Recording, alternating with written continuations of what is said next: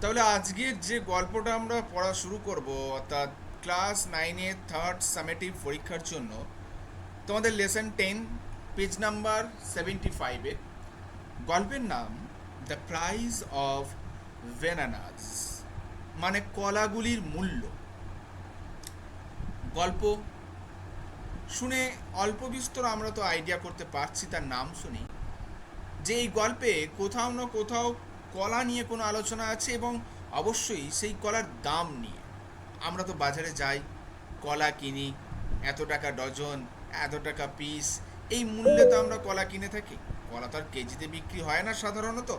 কলা হয়, বহু জায়গায় হয়, সাধারণত ডজন হিসাবেই এবং পিস হিসাবেই বিক্রি হয়ে থাকে। তো আমাদের এই গল্পেও এরকম কলার মূল্য নিয়ে আলোচনা হবে।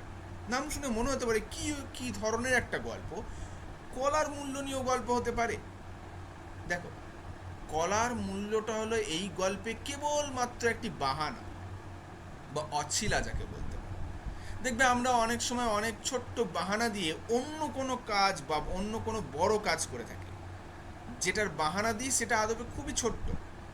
এই গল্পেও এই যে বাহানাটা দেয়া হয়েছে কলার মূল্য, এটা নিতান্তই ছোট্ট একটা অছিলা বা ছোট্ট একটা বাহানা। এর পিছনে লুকিয়ে রয়েছে অনেক বেশি এক বেদনাদায়ক গল্প। গোটা গল্পটা বেশ বেদনাদায়ক। তো প্রথমে বললাম, শুনে মনে হলো বেশ তাহলে কি ম্যারমেরে প্যানপ্যানে টাইপের? না, গল্পের লেখক এত সুন্দরভাবে গল্পটাকে বিন্যস্ত করেছেন যে গল্পটা বেশ কিছু অংশ জুড়ে আমাদের মনে হাসির রোল জাগবে, হাস্যরসের সৃষ্টি করবে, আবার পাশাপাশি এক গুরুতর ভাবধারাকেও কিন্তু তুলে ধরা হবে এই গল্পের মধ্য দিয়ে। তো আজ পড়ব দ্য প্রাইস অফ ব্যানানাস। লিখেছেন কে? গল্পের লেখক সম্বন্ধে একটু পরিচিত হতে হবে। তোমরা যদি তোমাদের বইয়ের দিকে তাকাও তাহলে দেখতে পাবে গল্পের লেখক হচ্ছেন গিয়ে মুল্ক রাজ আনন্দ। এই যে মুল্ক রাজ আনন্দ, এর আগেও তোমরা আর একজন লেখকের সঙ্গে পরিচিত হয়েছিলে, অল্প বয়সেই পরিচিত হয়েছিলে, that is R K Narayan. Class 7-এ পরিচিত হয়েছিলে। দ্য অ্যাক্স বলে একটি গল্প ছিল, সেখানে তোমরা পড়েছিলে আর কে নারায়ণের নাম। ভারতবর্ষে ইংরাজি সাহিত্যের যারা অনেক বড় অবদান রেখেছেন স্বাধীনতা পূর্ব যুগে, হ্যাঁ, সেই যুগের বিখ্যাত 3জন সাউথ ইন্ডিয়ান রাইটার ছিলেন যারা ইংরাজিতে লিখতেন। সেই 3জনদের মধ্যে 2জনের নাম আমি একটু আগেই বললাম। একজন আমাদের গল্পের লেখক মুল্ক রাজ আনন্দ, দ্বিতীয়ত আর কে নারায়ণন, তৃতীয়ত রাজা রাও। এই 3জন বিখ্যাত ব্যক্তি ছিলেন যাদেরকে ভারতীয় ইংরাজি সাহিত্যের দক্ষিণ ভারতের স্তম্ভ বলা হতো, 3টি স্তম্ভ। সেই 3 স্তম্ভের এক স্তম্ভের লেখা গল্প আমরা আজ পড়তে চলেছি। তাহলে এবার সরাসরি আমাদের গল্পে আসা যাক। গল্প শুরু করি।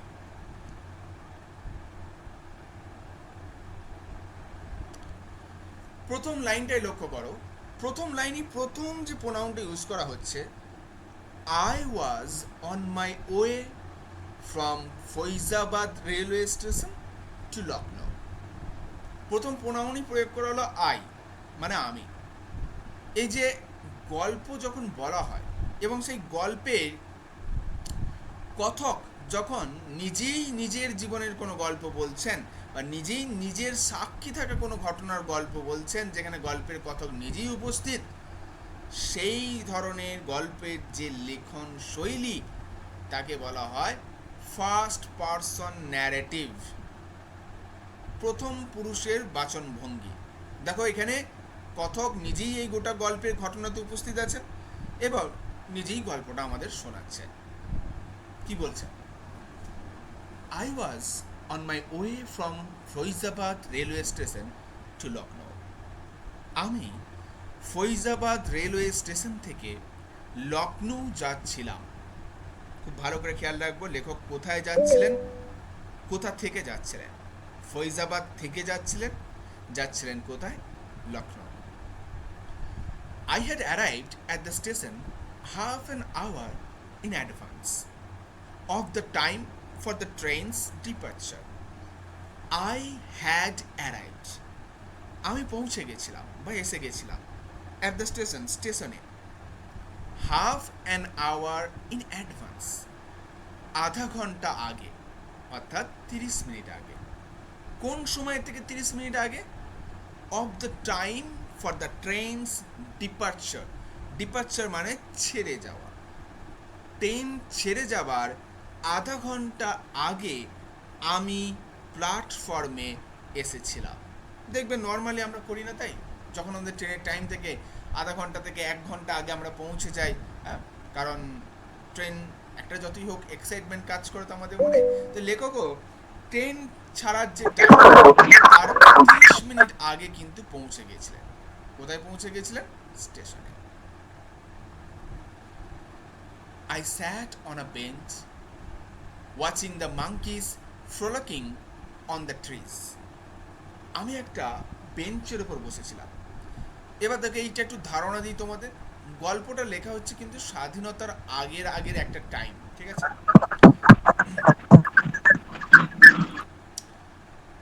বেশ, আমরা কি বলছিলাম যে ঘটনাটা কিন্তু স্বাধীনতার আগে বা স্বাধীনতার সময় একটা সময় লেখা, ঠিক আছে? তো আজকালকার যুগের যে স্টেশন তোমরা দেখছো সেই স্টেশনের সাপেক্ষে কল্পনা করলে হবে না। মনে রাখতে হবে তখনকার দিনে স্টেশন কিন্তু অনেক অনুন্নত আজকের থেকে, এবং ট্রেনের যে ব্যবস্থা সেগুলোও কিন্তু অনেকটাই অনুন্নত ছিল। তাহলে তৎকালীন দিনে এখনকার মতো ঝাঁ চকচকে এরকম প্ল্যাটফর্ম ছিল না। নর্মালি ওই কয়েকটা কাঠ দিয়ে চেয়ার বা বেঞ্চ তৈরি করা থাকতো, কিংবা ইটেরও বেঞ্চ হতো। সেই বেঞ্চের ওপর বসেছিলেন আমাদের কথক বা ন্যারেটর।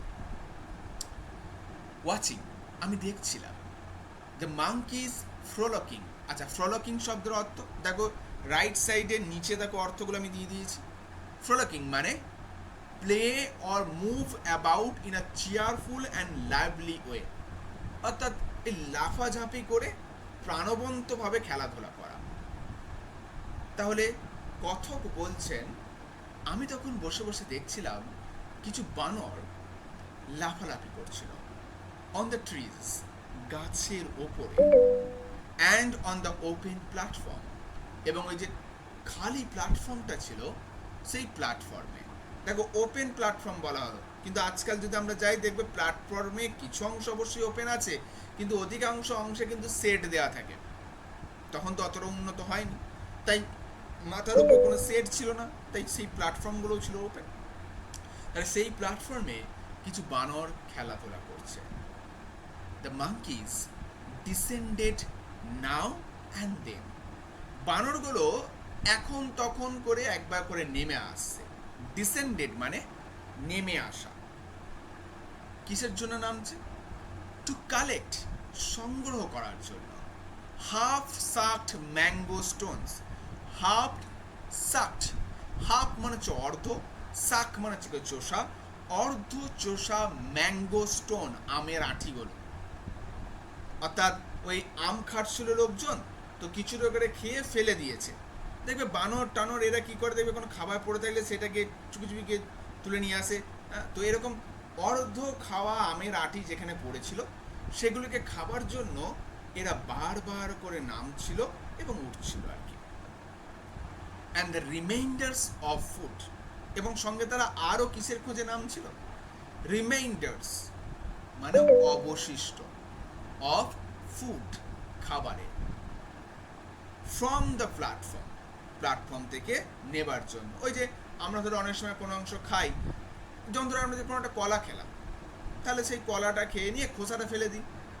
কিংবা অন্য কোনো একটা খাবার খাচ্ছি, হয়তো রুটি খাচ্ছিলাম, পুরোটা খেতে পারলাম না, বা কোনো কারণে নষ্ট হলো, সেটা আমরা ফেলে দিই।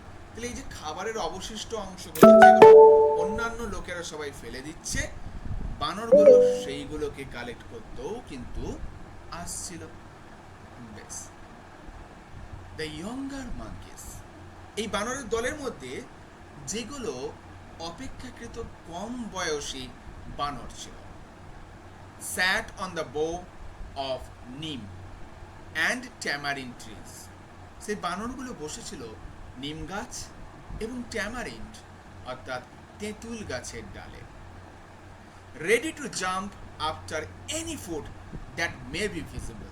যারা সব সময় ছিল একেবারে রেডি বা প্রস্তুত টু জাম্প, লাফ দেবার জন্য, আফটার এনি ফুড, যে কোনো খাবারের উপর, দ্যাট মে বি ভিজিবল, যাকে হয়তো বা দেখা যেতে পারে, ভিজিবল মানে দৃশ্যমান।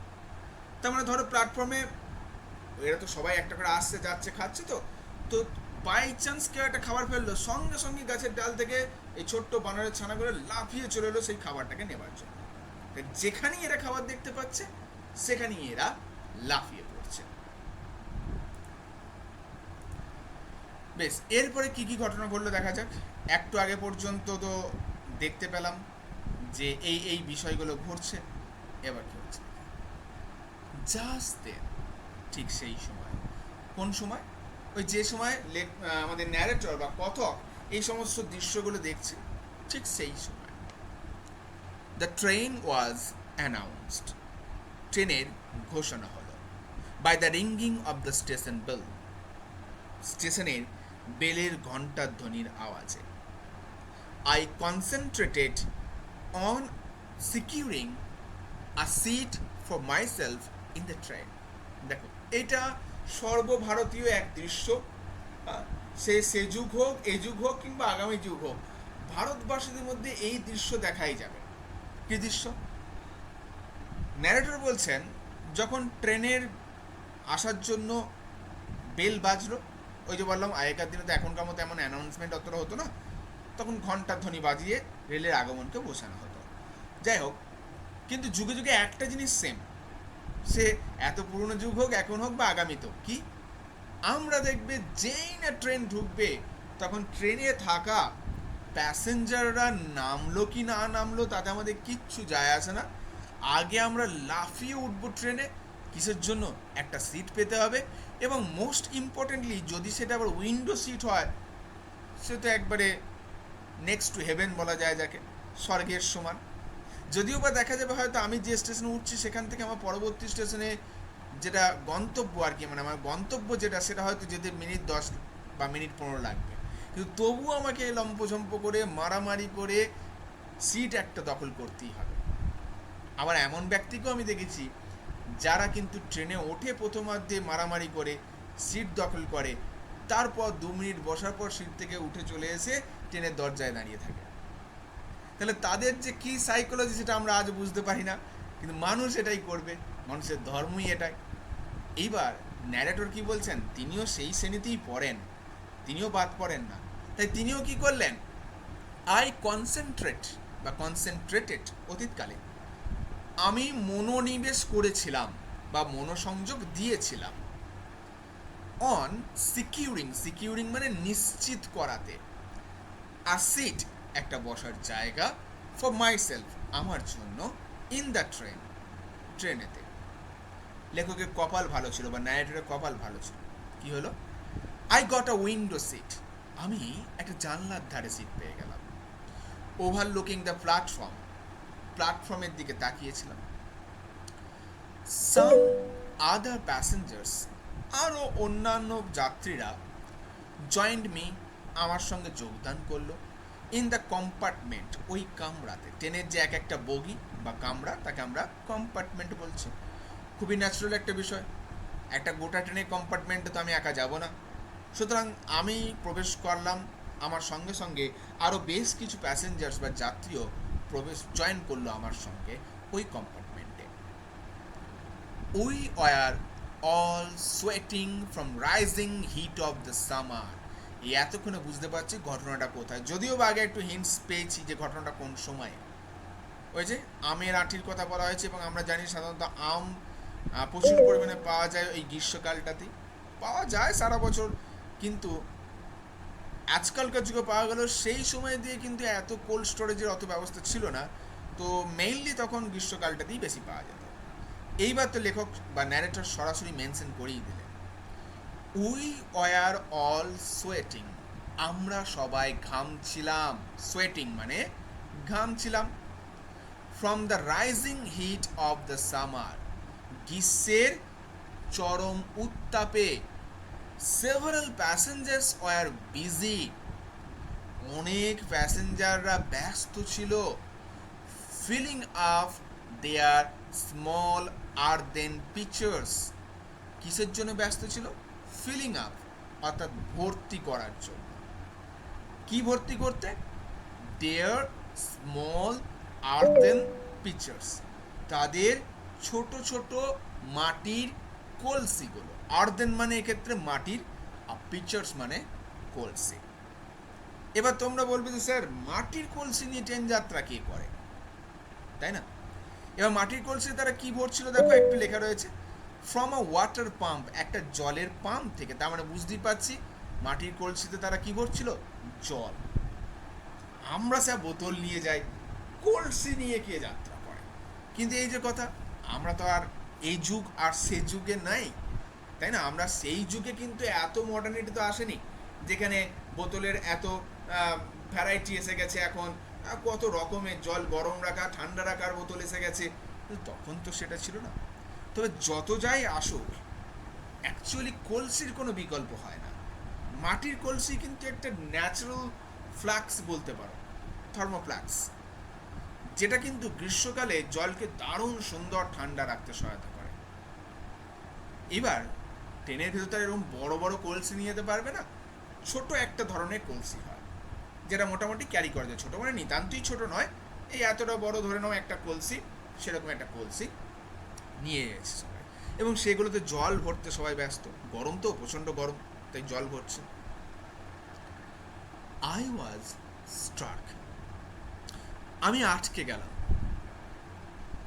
By the genius of a monkey, একটা বানরের বুদ্ধিদীপ্ততার দ্বারা বা বুদ্ধির দ্বারা। কোথায় বুদ্ধিটা কাজে লাগিয়েছিল সে? ইন স্ন্যাচিং অ্যাওয়ে, অর্থাৎ ছিনিয়ে নেওয়াতে, the linen cloth of a pious person. বানরটা কি করেছে? হ্যাঁ, the snatching away the linen cloth of a pious person who was taking a bath under the pump. তার মানে লেখক বলছেন, বা লেখক বলবো না, বা ন্যারেটর বলবো আমরা, ন্যারেটর বা কথক বলছেন, আমি আটকে গেলাম, মানে একথা বলা যেতে পারে আমি পুরো অভিভূত হয়ে গেলাম বা অবাক হয়ে গেলাম একটা দৃশ্য দেখে। কি দৃশ্য? যে একটা বানর স্ন্যাচিং অ্যাওয়ে, অর্থাৎ কেড়ে নিয়েছে, দ্য লিওন ক্লথ, ওই মখমলের একটা কাপড়, অ্যাকচুয়ালি ধুতি কাপড় যেগুলো হয়ে থাকে, কার কাছ থেকে? অফ আ পয়াস পার্সন, পয়াস মানে ধার্মিক, ঠিক আছে? এক ধার্মিক ব্যক্তির কাছ থেকে তার ধুতিটা বানরটা কেড়ে নিয়েছে। Who was taking a bath under the pump, যে ধার্মিক ব্যক্তিটা ওই যে পাম্প যেখান থেকে লোকেরা জল ভরছিল, সেই পাম্পের নিচে বসে স্নান করছিল। ভাবো একবার কিরকম দুষ্টু বাঁদর, হ্যাঁ? ওই লোকটা জুত করে স্নান করতে বসেছে, কাপড়টা পাশে রেখে দিয়েছে, পরবে ধুতি, বেচারি কাপড় নিয়ে পালিয়ে গেছে, মান সম্মান নিয়ে টানাটানি, হ্যাঁ? তাহলে এই যে প্রথমেই এই দৃশ্যগুলো কিন্তু বিভিন্ন জায়গায় দেখতে হবে, এবং বানররা দেখবে এরকম কাণ্ড করে, হ্যাঁ? তোমার হাতে কোনো জিনিস হলো টুক করে ছিনিয়ে নিয়ে পালিয়ে যাবে, তোমার পিঠে ব্যাগ রেখে দিয়েছো, ছিনিয়ে নিয়ে পালিয়ে যাবে, চোখে চশমা সেটাও খুলে নিয়ে পালিয়ে যায়। তো সেরকম এতদূর পর্যন্ত ঠিক ছিল, চোখের চশমা খুলে নেওয়া, ব্যাগ ছিনিয়ে নেওয়া পর্যন্ত ঠিক ছিল, তোমার মান সম্মান যদি ছিনিয়ে নেয় তাটা বড্ড লজ্জাজনক বিষয় হবে। সেটাই হয়েছে এই ধার্মিক ব্যক্তির সঙ্গে। বেচারা ধার্মিক ব্যক্তি, হয়তো দেখা গেলো কপালে বড় তিলক কেটে আছে আর নিচে ধুতি নাই, বিষয়টা কেমন হয় ভাবো তো। সেটাই হলো এই লোকটা, বেচারি ধুতিটাকে কেড়ে নিয়ে পালিয়ে গেছে বানর। A great deal of general amusement was caused by this incident. A great deal of general amusement, একটা ভীষণ হই হই রই রই ভাব বা মজার ভাব উঠে গেল। অ্যামিউজমেন্ট মানে মজা বলতে পারি, ঠিক আছে? caused by this incident, যে মজাটা সৃষ্টি হয়েছিল এই ঘটনাটার কারণে। এক স্টেশন প্ল্যাটফর্ম ভর্তি লোক, ট্রেন ভর্তি লোক, তার মাঝে একটা বানর তোমার ধুতি খুলে নিয়ে পালিয়ে গেছে। একবার ভাবো সিচুয়েশনটা কেমন। দু জায়গাতেই বসাও, এক, তুমি যদি ওই পয়াস ব্যক্তির জায়গায় তুমি থাকতে তোমার কি অবস্থা হতো তুমি ভাবো। আর দুই, ধরো পয়াস ব্যক্তির অন্য কেউ, আর তুমি ট্রেন থেকে দেখছো, তাহলে তুমিও তো হেসে লুটুপুটি খেতে। তা আমাদের ন্যারেটর সেও তো ট্রেন থেকে দেখছে, বাদ বাকি আরও অনেকেই ট্রেন থেকে দেখছে। তাহলে বানরদার এই কাণ্ড কারখানাটা বাকি সকলের মধ্যে একটা মজার সৃষ্টি করে দিল, great deal of general amusement. সবাই হো হো করে হেসে উঠল।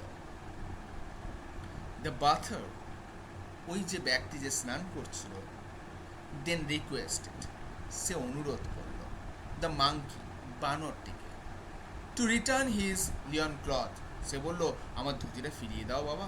বানরটাকে সে রিকোয়েস্ট করলো।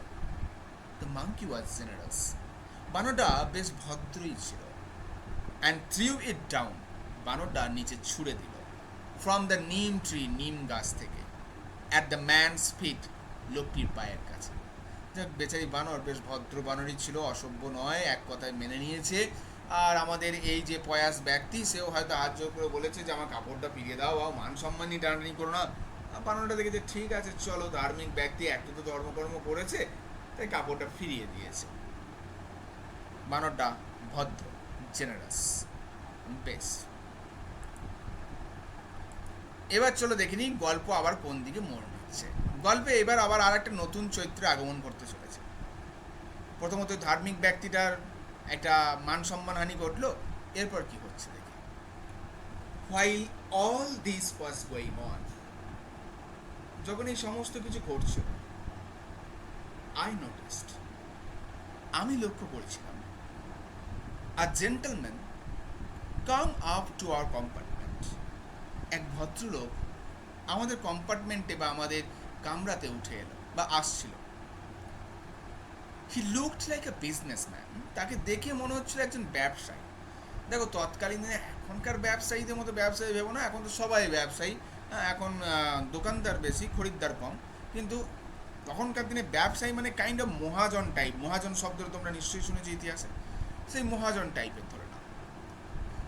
হি was dressed in a white muslin dhoti, তিনি পরিধান করেছিলেন এক সাদা মখমলের ধুতি, আর ডেলিকেট টিউনিক, এটা খুব শৌখিন আলখাল্লা জাতীয় পোশাক, মানে শৌখিন ওই কি বলতে পারি, টিউনিক মানে পাঞ্জাবি ঠিক বলা যায় না, ফতুয়া টাইপ বলতে পারো, শৌখিন এক ফতুয়া। And an embroidered cap on his head, embroidered মানে সুতোর কাজ করা, একটা সুতোর কাজ করা টুপি তার মাথার উপর। সাধারণত এই নেপালি জেনারেশন যারা থাকে দেখবে, হ্যাঁ নেপালি, তারা এই এমব্রয়ডারিড ক্যাপ খুব ব্যবহার করে থাকে। তো এইবার দেখো, এই যে একটা ছবি আমি দেখিয়েছিলাম, টুপিটা একটু মেনে নিই, বাদ বাকি মোটামুটি একটা আইডিয়া করতে পারো। এইটাই হচ্ছে কি আমাদের সেই বিজনেসম্যান। হ্যাঁ, এরকম একটা সাদা শৌখিন একটা ফতুয়া পরে আছে এবং একটা মখমলের ধুতি পরে আছে এবং মাথায় একটা টুপি দেওয়া আছে, যে টুপিটা এমব্রয়ডারিড বা সুতোর কাজ করা আছে। এরকম ফিগারটা আরও বর্ণনা পাবে। দেখো, আগে তো ড্রেসটার বর্ণনা পেলে, এবার কি বলছে দেখো। A porter was carrying his luggage, আচ্ছা এই বানানটা খেয়াল করবে, PORTER, এই পটার মানে হচ্ছে গিয়ে কুলি। হ্যাঁ, দেখবে স্টেশনে যারা তোমার ব্যাগপত্র বয়ে নিয়ে যায় তাদেরকে আমরা কুলি বলি। A porter was carrying his luggage, একজন পটার বা একটা কুলি আমাদের এই যে বিজনেসম্যান তার লাগেজ বা মালপত্রগুলো বয়ে নিয়ে যাচ্ছে। হুইচ ইনক্লুডেড, যে মালপত্রগুলোর মধ্যে ছিল আ বিগ স্টিল ট্রাঙ্ক, একটা বড় স্টিলের ট্রাঙ্ক, সেভারাল স্মল বাস্কেটস, অনেক ছোট ছোট ঝুড়ি, অ্যান্ড আ ব্রাস জগ, আচ্ছা ব্রাস মানে পিতল, হ্যাঁ একটা পিতলের জগ। তাহলে কী কী ছিল খুব ভালো করে খেয়াল রাখো, একটা ট্যাঙ্ক ছিল, বেশ কিছু ঝুড়ি ছিল এবং একটা পিতলের জগ ছিল।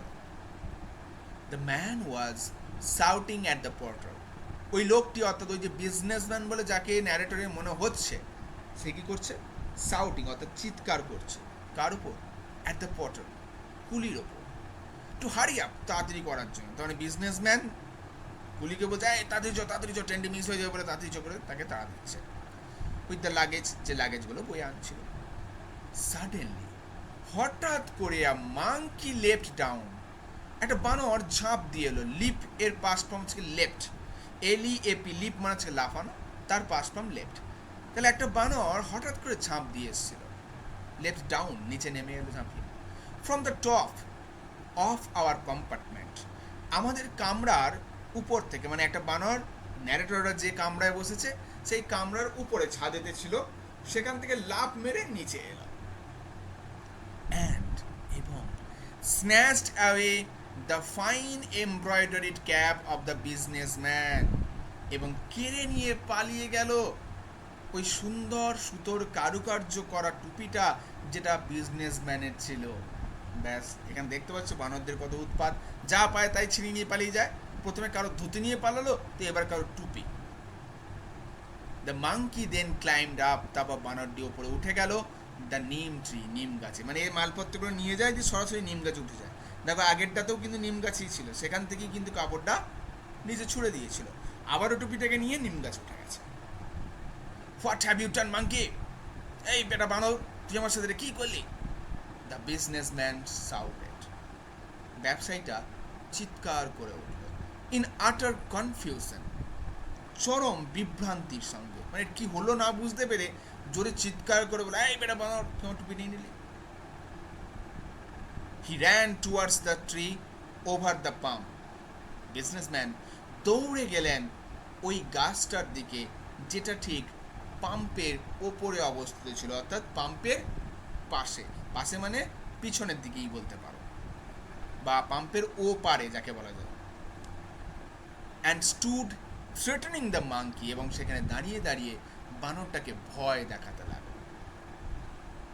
হাউএভার, যদিও বা the monkey the more he shouted, যত বিজনেসম্যান চিৎকার করছিল অ্যাট দ্য মাঙ্কি, বানরের উপর, the remoter the monkey became, বানরটি তত আরো দূরে যাচ্ছিল। রিমোট মানে হচ্ছে গিয়ে প্রত্যন্ত বলি আমরা যাকে, হ্যাঁ, অজ পাড়াগা যাকে বলা হয়, একেবারে প্রত্যন্ত।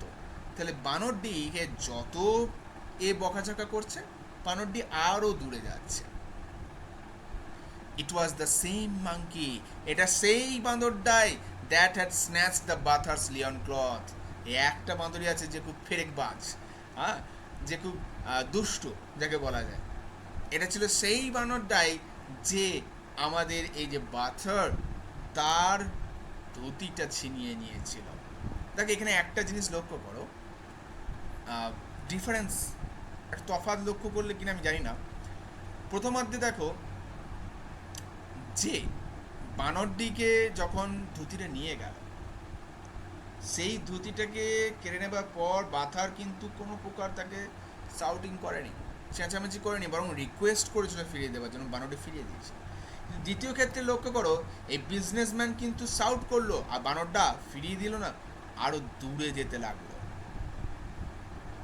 এইবার আস্তে আস্তে বুঝতে পারবে, দেখো এই বিজনেসম্যান এ মনে করে চেঁচিয়ে সব কিছু পাওয়া যায়,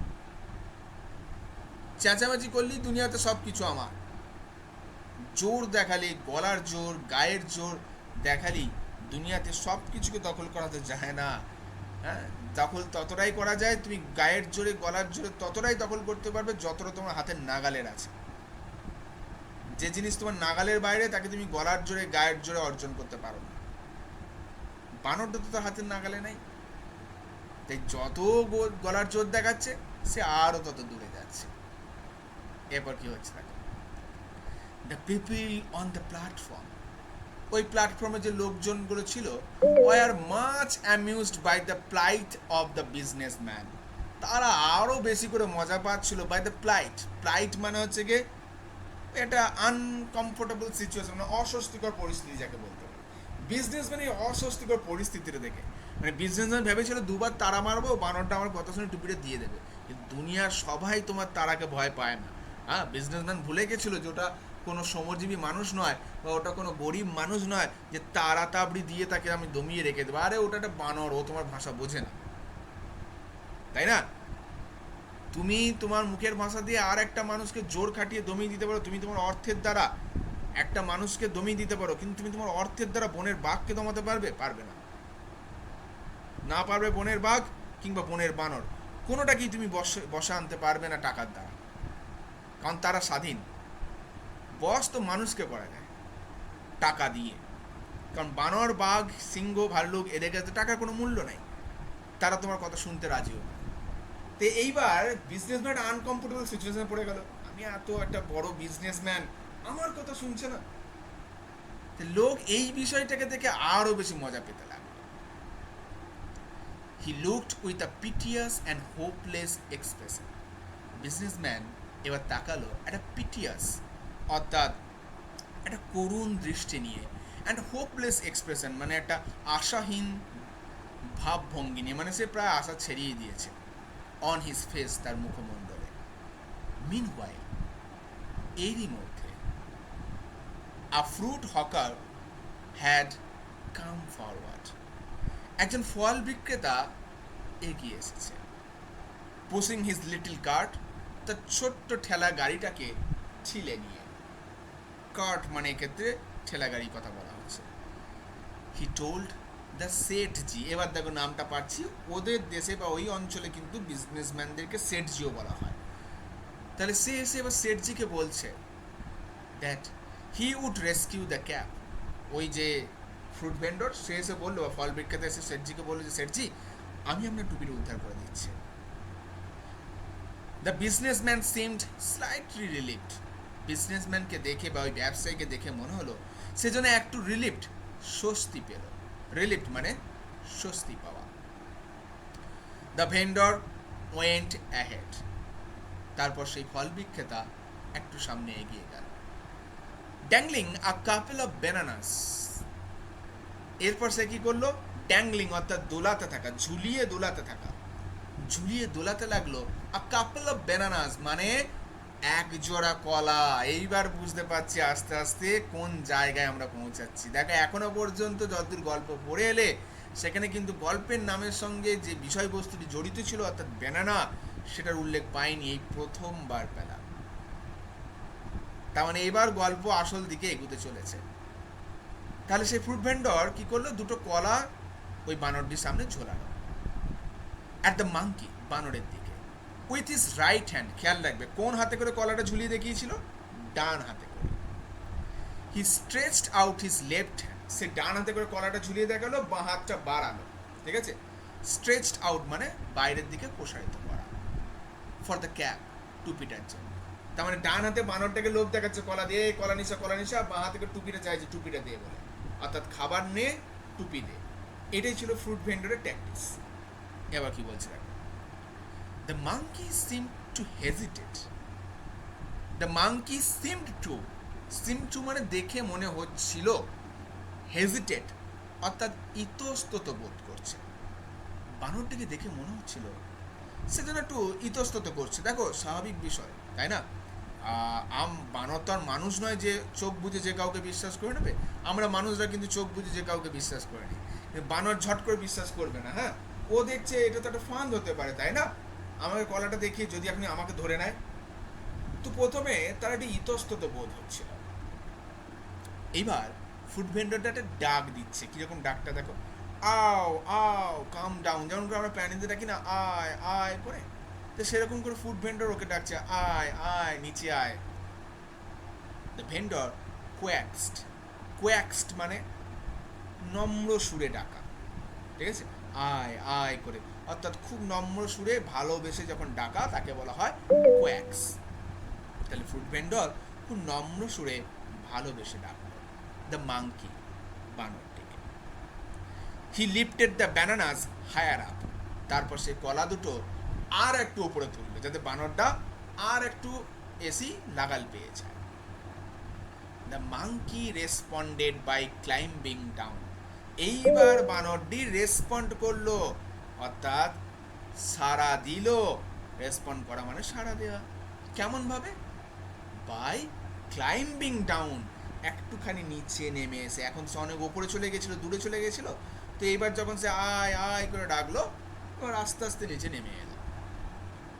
কশাসলি, কশাসলি মানে সাবধানতার সঙ্গে। টু আ ব্রাঞ্চ, একটা ডালে। নিয়ার দ্য ভেন্ডর, যে ডালটা ওই ফল বিক্রেতার কাছে অবস্থিত। দেখো ফল বিক্রেতার নিচে থেকে যতটা হাত বাড়িয়ে যাওয়া যায় হাত বাড়ালো, তো ফল বিক্রেতার হাতের কাছে অবস্থিত একটা ডাল আছে, সেই ডালটার কাছে ধীরে ধীরে সাবধানতার সঙ্গে কিন্তু বানরটা এগিয়ে এলো। তারপর সে কি করছে? The whole platform became silent and waited. সমস্ত প্ল্যাটফর্মে লোকজন একেবারে নিশ্চুপ হয়ে গেল এবং অপেক্ষা করতে লাগলো, মানে টান টান একটা উত্তেজনা। বানরটা কি কলা নেবে নাকি নেবে না? বানরটা কি কলা নিয়ে টুপি ফেরত দেবে নাকি দেবে না? কলাটা নিয়ে পালিয়ে যাবে। আর টান টান উত্তেজনা, হ্যাঁ, দেখবে সেই খেলার মাঠে শেষ বলে যখন 4 রান বা 6 রান দরকার হয়, সত্যি কি 6 মারতে পারবে নাকি হেরে যাবে, একটা বুকের ভেতর উদ্দীপনা টান টান। সেই রকম এখানে একটা পরিস্থিতির সৃষ্টি হলো।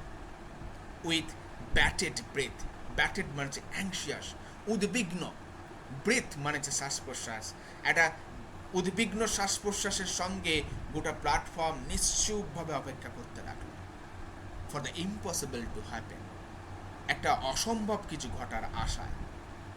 The vendor could in a soft voice, could মানে হচ্ছে কি ধীরে ধীরে কথা বলা।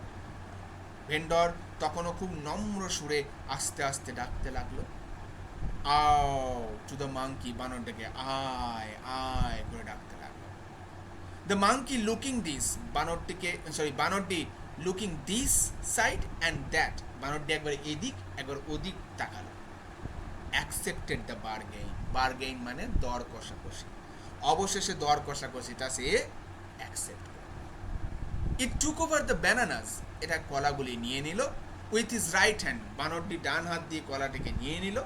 And released the embroidered cap, এবং ছেড়ে দিল সেই সুতোর কাজ করা টুপিটা। স্লাইটলি ক্রাম্পলড, টাম্পেলড মানে দোমড়ানো মোচড়ানো, হ্যাঁ, মানে কুঁকড়ে যাওয়া, কিছুটা হালকা করে ভাঁজ হয়ে গেছে বা কুঁকড়ে গেছে, সেই টুপিটাকে ছেড়ে দিল। উইথ হিজ লেফট হ্যান্ড, তার বাম হাত দিয়ে। তাহলে আজকে আমরা এতদূর পর্যন্ত কমপ্লিট করলাম। যে অংশে প্রথমার্ধের ঘটনা আমরা দেখতে পেলাম, এখনো কিন্তু গল্পের আসল রসদটা আমরা পাইনি, শুধু ঘটনার বর্ণনা পেয়েছি। তাহলে দুটো ঘটনা হলো, একবার ধুতি চুরি করলে, একবার টুপি। এবং টুপি চুরিতে দেখা গেল কিভাবে একজন ভেন্ডর ব্যবসায়ী টুপিটা বানরের কাছ থেকে উদ্ধার করল। পরের দিন এই ভেন্ডরের সাথে কি হলো তা আমরা পরের পার্টটাতে জানবো এবং পড়ব।